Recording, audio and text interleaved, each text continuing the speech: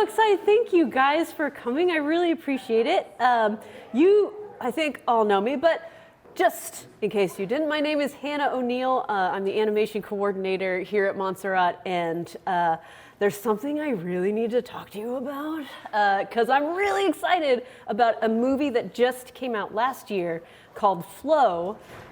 In part, yes, more people. Sorry, I get really excited when people show up. The reason why this is so exciting to me and why I wanted to share it with you is because the way that folks have made this film, not just the film itself, but how it was produced and funded, all marks, I believe, and I'm not the only one that holds this belief, that there is a shifting and a change within the animation community and the animation industry, hopefully. So very exciting stuff, and I need to share it with you all. So the thing that sparked the idea for this discussion is the Oscar win for animated feature, which just happened in February, was for an independent feature film called Flow, beating out Hollywood heavyweights like Pixar and DreamWorks Animation, and holy moly, this is huge. This never happens. So it's really exciting and really validating for independent animators. So a lot has been going on in the industry. If you don't know this, the animation world is in a bit of chaos at the moment. There's been massive layoffs. Things look kind of dire. For many years, there have been this sort of aversion to risk in productions. That's why we see a lot of sequels, a lot of adaptations. You don't see so much the new creative ideas that aren't based on something else. And that's because productions cost a lot of money and producers don't want to give millions and millions, sometimes billions of dollars to a film that's going to flop. So what we see outside of the US market is in Europe, much more resources around independent and artistic films, new and creative ideas. And so it actually isn't a total surprise that a European film has won, but this type of film and the way that it was made make it really unique. And so it sparks this new hope. Because Flow won the Oscar. This is the first Oscar win and nomination for this producing team. It's okay. It's just they won the Oscar. It's very celebratory, and I just wanted to show you, it's such a huge moment in the industry to see this happen. Thank you to the Academy. Thank you to Sideshow and Janus. Thank you to Blender. Thank you to my mom and dad. Thank you to my cats and dogs. I'm really moved by the warm reception our film has had, and I hope that it will open a lot of doors to independent animation filmmakers around the world.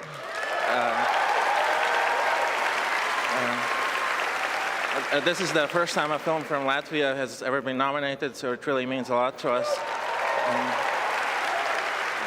We are very inspired, and we hope to be back soon.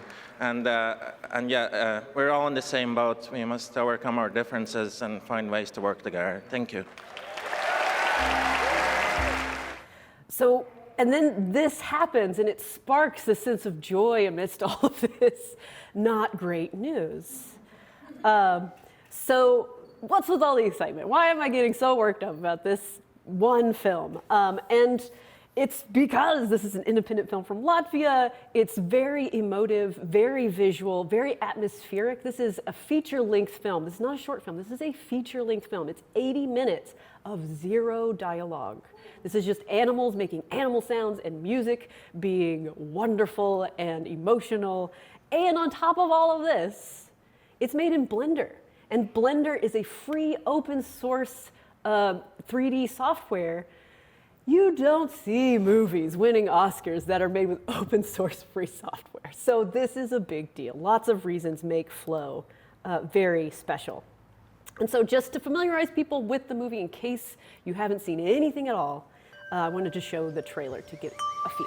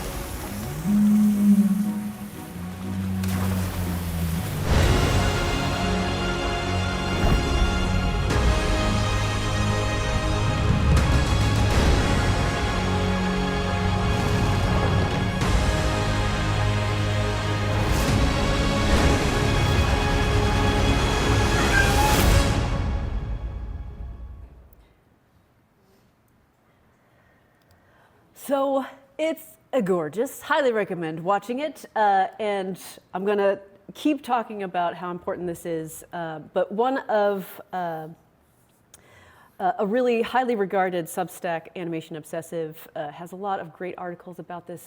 I've got some citations if you want links to different articles about it. But it highlights this idea that art and animation coming out of Europe is now finding its way into US awards for good reason. It's showing that Europe is providing something that Hollywood is not. And that might sound scary, but I think that's really exciting. Well, I wouldn't go that far, but yes. So what's so different about Flow from other movies? And there's three things that I want to go over. There's lots of differences, but there's three things that I want to highlight specifically. So I'm going to start with the production. Obviously, it's a small team from Latvia. They are also never max out at anything but 20 people. Only maybe around 5 people are working at a time. Animation is sort of a process where different phases have to happen at different times along the progression of the film. And so not everybody's working at the same time. People come in and out as needed. And so this is also being produced in separate locations. It's more than just one studio.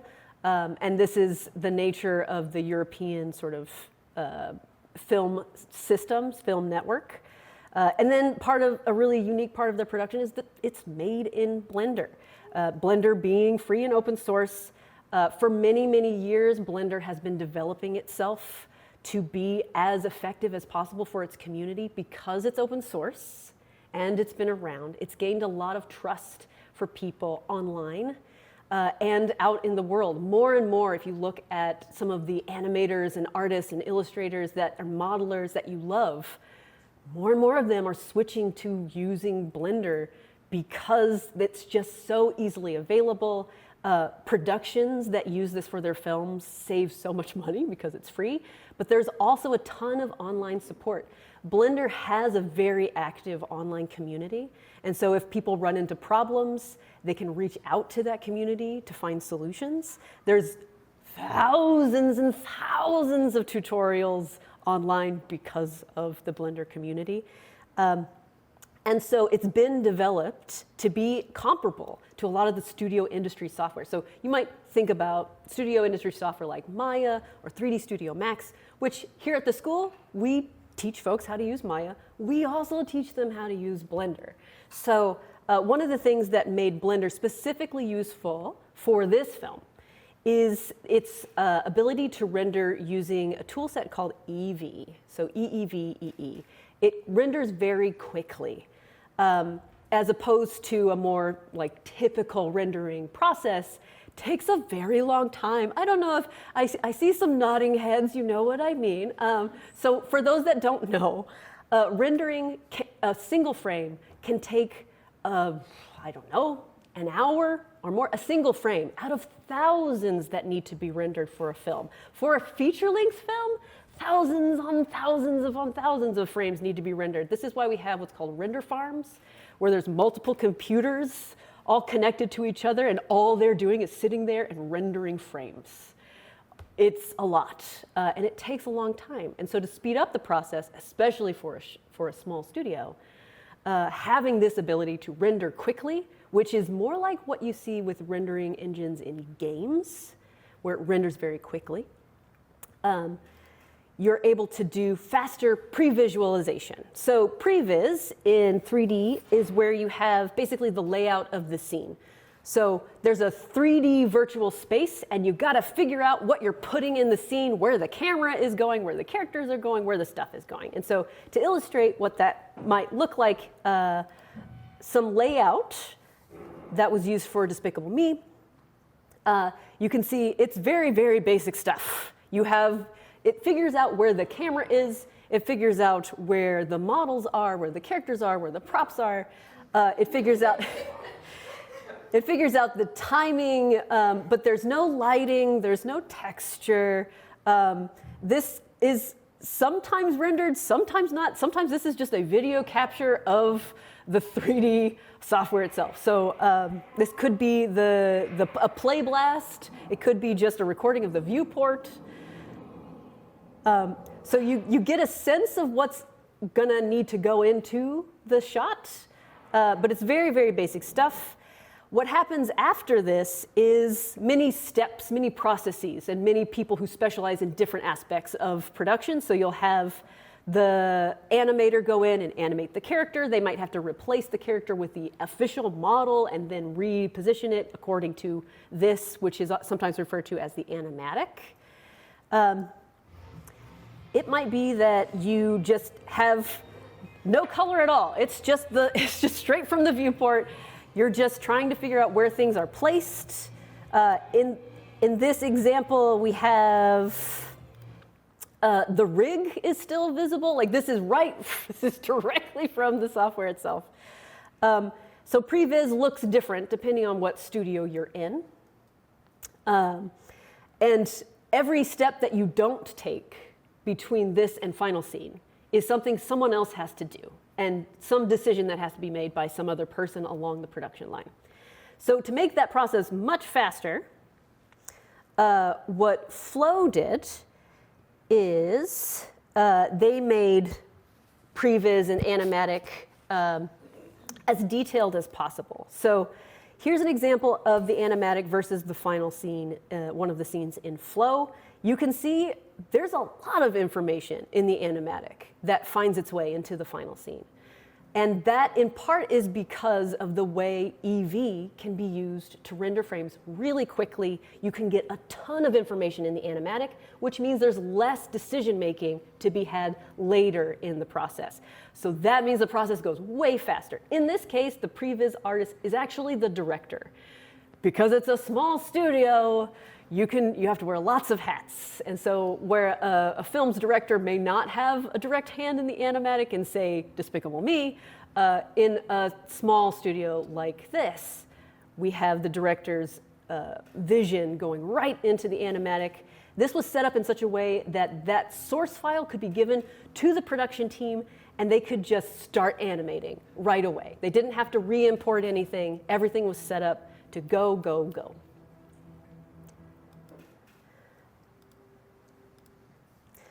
And so another really unique factor is funding. So you heard me talk about how Hollywood is averse to risk, and that is in part because of funding. You might have seen some figures on how expensive it is to make certain movies. And animated movies are also very expensive.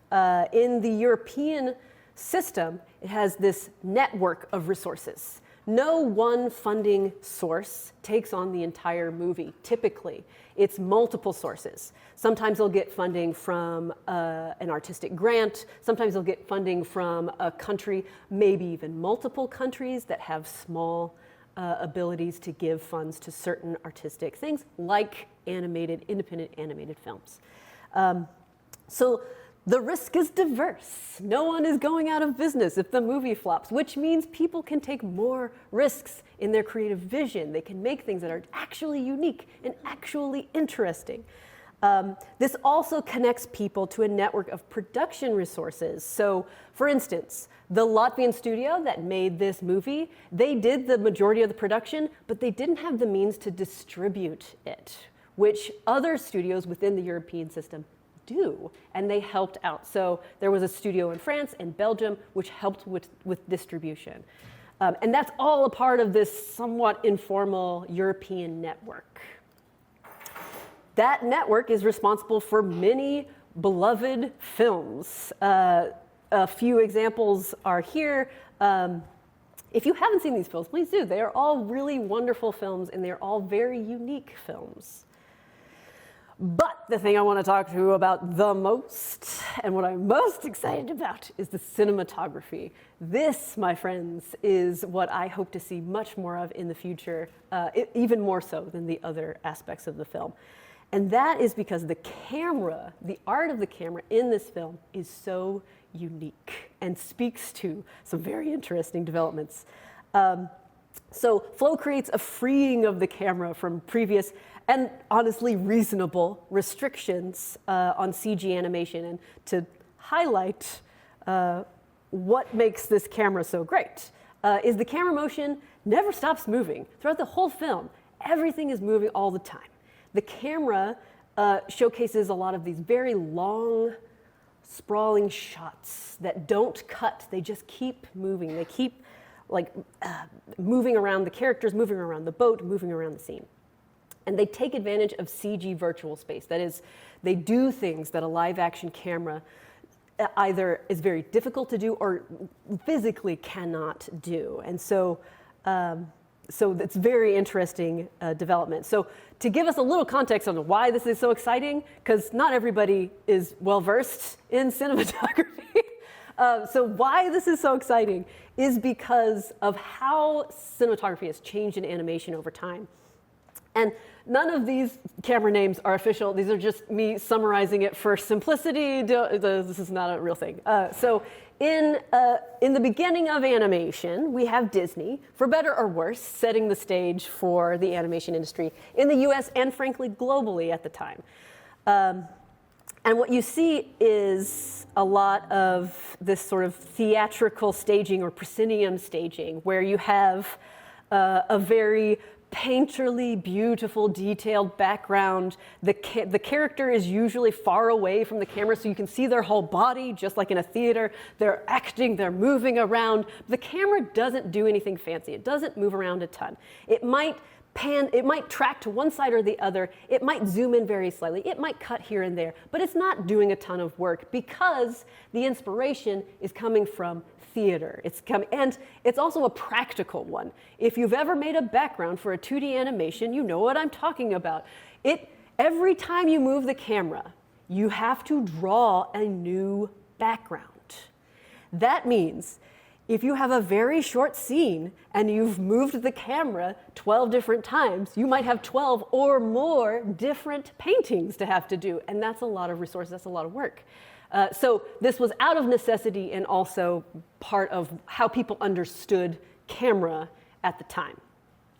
So in the 60s and 70s and 80s, we see this new influx of a different kind of camera in animation, and it comes from Miyazaki Takahata camera work. So at the time, Miyazaki was very inspired by live action, and he didn't care if he had to do a whole lot of backgrounds. He was moving the camera around because that was what was most important.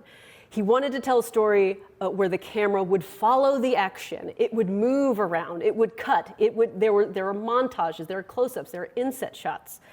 And it gave this energy to the story that you just don't, or at the time, didn't really see in other animation. And that was hugely inspirational to animators at the time. Skip ahead to the 90s. You have CG animation is now a thing that people are making films and TV shows for. And my beloved Reboot, I watched this as a kid. It's very nostalgic to me, but Galord is bad. The camera is all over the place. It zooms in, it zooms out, it trails trucks. It's like so erratic. And it's because at the time, artists were freed of the physical camera. They could move it wherever they wanted, and so they did. Whether it should move or not was not their problem. And so at the time, there was a lot of folks who felt disdain for the 3D camera. And one of those folks were Pixar. So Pixar makes one of the most successful early feature films in CG animation, Toy Story. And they are heavily inspired by Miyazaki. And I just want to open this one up. They're heavily inspired by Miyazaki. So their thought is, we want to make the camera very much like a live action camera. We want to follow the action, not move the camera unless there is a purpose to move the camera for. So that this is sort of like they want to rebel against the other 3D camera work that's being done at the time. But they also want to take advantage of having a camera that can do things a live action camera cannot. And so this sequence is a really great example of that. So the camera's cutting, it's following the action. But it also can do this, where in this tiny little plastic loop-de-loop, the camera can follow our character all the way around. And then we can have these very action-packed scenes. The camera's not moving a ton, but it's taking advantage of that CG space.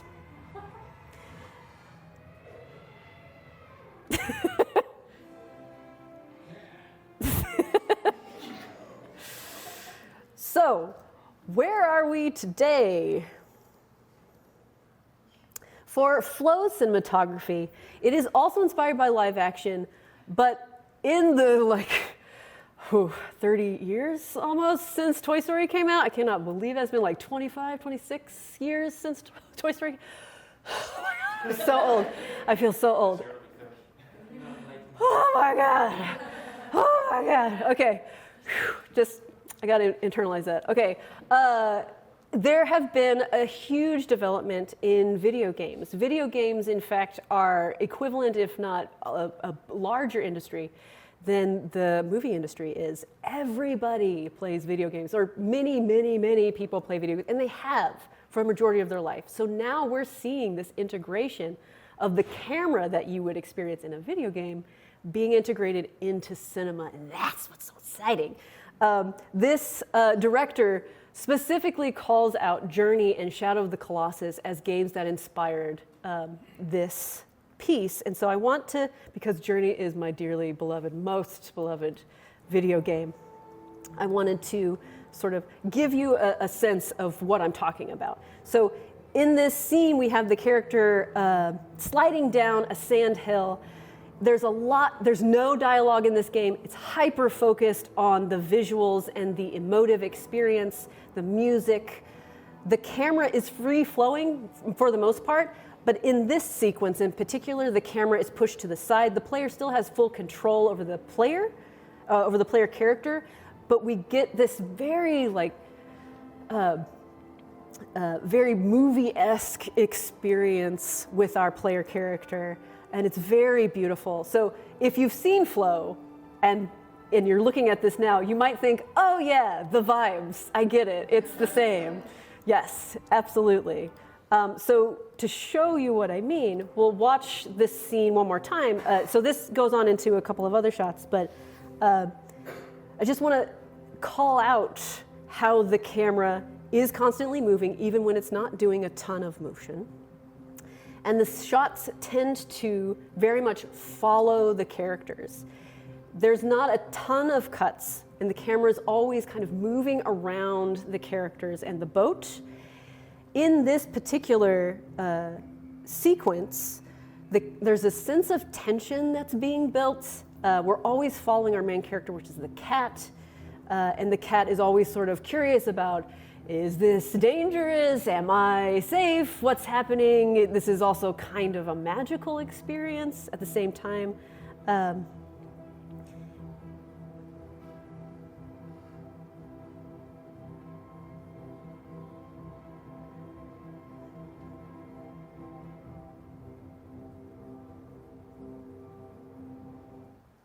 But you can see how frequently we have these sort of long shots, these very atmospheric locations.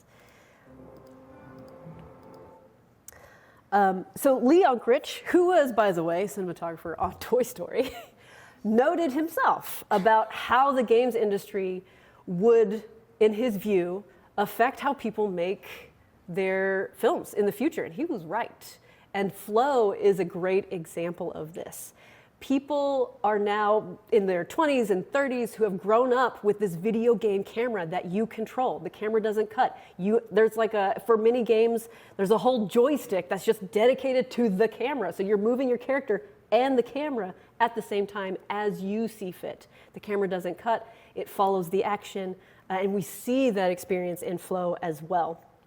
And this is a quote from the director, talking about how the camera following these characters very closely, and the camera is like an active participant. So it's moving constantly. It's making you aware that the camera is there. It's sort of breaking the fourth wall because the camera becomes a character. You become a character in this movie. And it makes it more emotional that way. It makes it more interactive that way, despite the fact that it's not. And that's why things are changing, and I'm very excited, and I'm so glad to share all of my excitement with you. Thank you.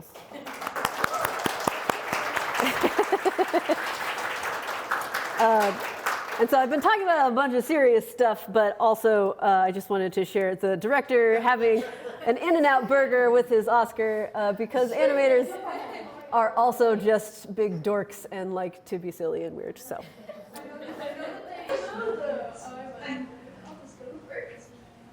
I know that I don't know if this was before or after the Oscar win, but I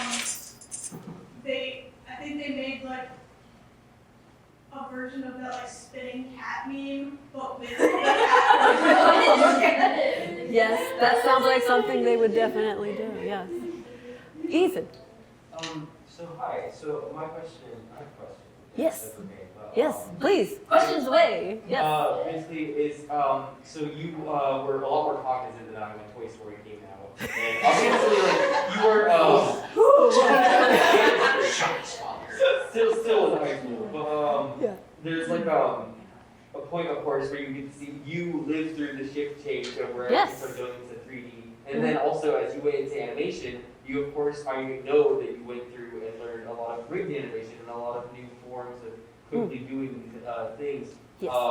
You talk about this as because it is a really big deal of the way that it has been, because it's open source, and it just opens all kinds of new innovations. What is your experience living through those? If you've lived through like a bunch or if any, and like, is it like some people might get left in the dust type of thing, or is it like a excited everyone's gonna try this new thing? I think it's usually, in my experience, gosh, am I old enough to say that? In my experience, it's always a little bit of everything. Like some folks will transition into the new hotness, and that'll be great. It'll always look a little wonky at first until the dust settles and it becomes more standardized, and then it becomes boring and somebody makes a new hotness. And that's okay, that's how we progress. So this is just a new step, in my opinion, of the progression of how we're going to be using cameras in animation. Maybe even how we produce animation and fund animation, maybe, hopefully. So yeah, going through those experiences, it's change and it's progress, and I think it's a good thing. There's still people that make traditional animation. It's more cumbersome to make, but you can do it, and it creates a specific feeling, a specific view, a a specific vibe. And some people really want that vibe. And I often talk about it, but the game Cuphead was all done traditional. yeah, Yeah.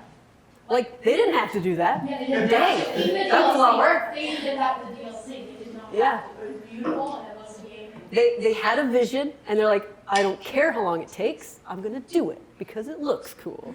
And sometimes that's how you approach it. Yes, Zeph. Another thing that I personally really enjoyed about Flow that I think you only briefly touched upon was there is no dialogue, Yes. which I feel like people generally forget or don't pay enough attention to the fact that you can tell a story with no words. Yes. And sometimes that can be more powerful than one with words. Yeah, and I think the same can be said of a lot of things, right? Like even with music. Music with words has a certain experience to it, and music without words has a different experience. It doesn't matter that this was made in, like, it doesn't matter where it was made. Yeah. You don't need to worry about, oh, the dub sounds weird. What dub? You don't have to dub it to any multiple languages. Paul. I can't speak the same language. Paul, you had a question? I have a question because I haven't seen it, and I also don't, I don't do much about animation. But I really appreciate what you've shared. And my question is, in 2025, something like the Academy Awards, no one ever really knows why the film Yeah. won, right? But we speculate. Yeah. And so I'm wondering, in your opinion, is it a lot to do with the fact that they use Blender? Is it a lot to do with the kind of innovation, the technological innovation of it? Or does it in equal parts have to do with the actual story, the content in it, the psychological components of it? I don't know what the story is. Is it political in a way? Like, what do you think about that? Well, just so folks are aware, the basic premise is, or the log line, I guess, sort of for this show would be, you have animals that encounter an ecological disaster and try to figure out how to survive despite it. They're all stuck on a literal boat together, and they have to figure out how to make it work. And so I think for the Oscar, again, you're right, we don't know why they choose what they choose, but they do have a tendency to choose a specific kind of film. And this is not typically that kind of film. So that's part of what makes it so interesting that this happened. And I suspect why they did that is because this film has been sweeping awards. It has 60, like 60, or around awards, yeah, at this point. And I think it's because of all of those accolades, and a lot of artists are pointing this out and being like, this is great, this is great, this is great. Like I'm trying to do right now. And so, and I think that's part of why they chose it. It was doing something new, and that's refreshing, whereas the other films were also kind of doing new things, but not so much. Yes. Sorry, then Jack. Seeing, hearing about, seeing how Flow won the Academy Awards, I think it harkens back to the words spoken by Guillermo del Toro a few years ago. Like, the saying, animation is cinema. Yes. And I think, they even, they look at the past few, Oscar wins. Again, in the 2023 Academy Awards, it was Guillermo del Toro won. Then the following year, you had The Boy and the Heron, which was like the first win for Studio Ghibli since Spirited Away. Since Spirited Away a long time And ago. then now they have Pro, so it's, Yeah. I guess, what's the name of that? Was that, was it all foreshadowed? Like that now? Perhaps, that finally, yeah. Yeah. Now this is it's. It seems that there is a shifting pattern, which I very much appreciate. I think Well, yeah, if you want to touch on that really quickly, want to talk to I Jack was too. just gonna say, I think another thing that has like shaken and caused like people to notice is this is the third consecutive year in which Disney has not won Best Animated, which Yeah. I don't think that's happened in a long time, if at all, Disney Pixar, yeah. which is like crazy. Yeah. So you can't not pay attention to it because I mean, Yes, it's an extremely validating decision from the Academy. Yes, Jack, and then I was Steve. just curious what your thoughts on the situation with Blender. Obviously, it's been cooking for a long time now. Yes. But it really feels like it's positioning to shake up the Autodesk monopoly. I know. I know, especially after the loss of really, really great programs like Softimage and the chokehold on mine, that it's really scary sometimes to see just how many 3D softwares are owned and then being killed by Autodesk. Yeah. So I'm just curious, like, how this Blender capabilities So for those that don't know, Autodesk is the company that owns Maya. They bought Maya and 3D Studio Max and many other softwares, sort of consolidating their control over the 3D software industry. So it is a little scary when that happens. And I think Blender has consistently positioned itself as the, well, I don't know if it's accurate to say they're the champion of like the small studio makers, but they kind of are, right? They actually listen to people when they say, hey, we want to make this kind of movie. We can't do that with your software right now. Can you fix that? And they're like, we will try. And oftentimes they do. They even have, for a number of years, one of the ways that they improve their software is they have this, their own film festival, and they encourage people to use Blender to make films and to talk to Blender about how that process went and how could they improve that process for next year. And they've done that year over year over year.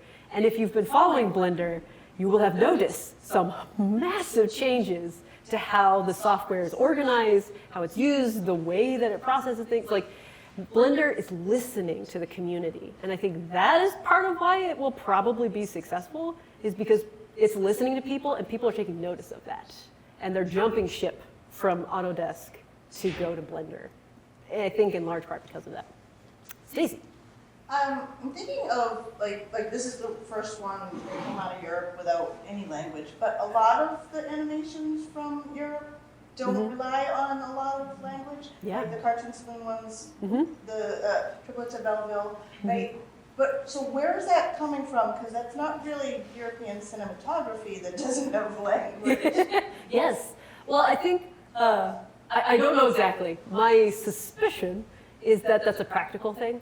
Otherwise, they would need to have different language versions, because there's a lot of countries in Europe, and they all speak various languages. So if you don't have dialogue, like Zeph was mentioning, you don't have to worry so much about dubbing in many different languages just to get your film out. So that's what I suspect is part of the reason, but I think there's also this feeling in the global animation community that you're kind of flexing when you make a story that has no dialogue, because that's really hard to do. It's really hard to make the acting the only thing that tells your story. Show, don't tell is very hard to do. And so when you see films that do this, maybe some of this is a practical reason, but some of this is probably, hey, I'm so good at storytelling, I can do this without words, kind of thing. But yes, that's what I think. Juliana. So one of the things we've been talking about in history of animation is sort of the viewer's experience. Yes. And the big topic has been this sort of uncanny valley experience. And so what I was thinking about watching this in this format is that there's such a difference between the experience of watching Flow and the Miyazaki, for example. Because Miyazaki is so aesthetically distinct. And so the viewer's experience, you're really immersed into the story, into this almost other world, even though there are aspects of realism in terms of the figures, but it's very fantastical. But this, it's like it's in a different place with that, because it is creating it's realism, and yet at the same time there is an uncanniness to it, because it's like they're striving to make the cat very cat-like and the dog very dog-like. And like you're aware, you see some of the sort of the clunky lines and things at times. Yeah. So it's like, I wonder where that line is between the viewer sort of suspending their disbelief and really immersing in the story and being almost distracted by these little things.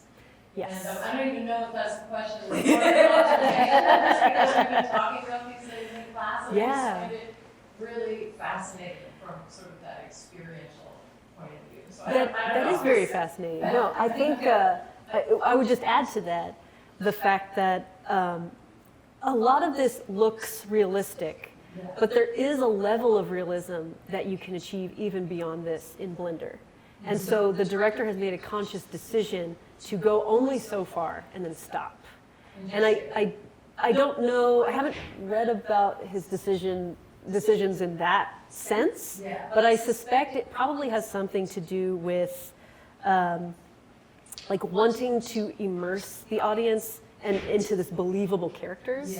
Like you want to feel scared for this little cute cat, and you want to hug this adorable dog because they feel like dogs, because they feel like cats. So you want a sense of realism. But he doesn't go as far as he could. And so I think there's probably a conscious decision there to make this relatable, somewhat real, but not fully. Yeah, and then like the whole stylization is really important in animation, because otherwise it's like trying to mimic film. So there are all those tensions. So, Yes, that's what makes animation so fascinating and also frustrating, is all the things you have to balance. It's interesting to piggyback on what you're saying going on. It's like if you look at the history of like Western painting in relation to the history of the camera. The camera around 1850 or so, it freed up a lot of artists to not have to be so naturalistic in their painting. And naturalism would be the word that the painters would use.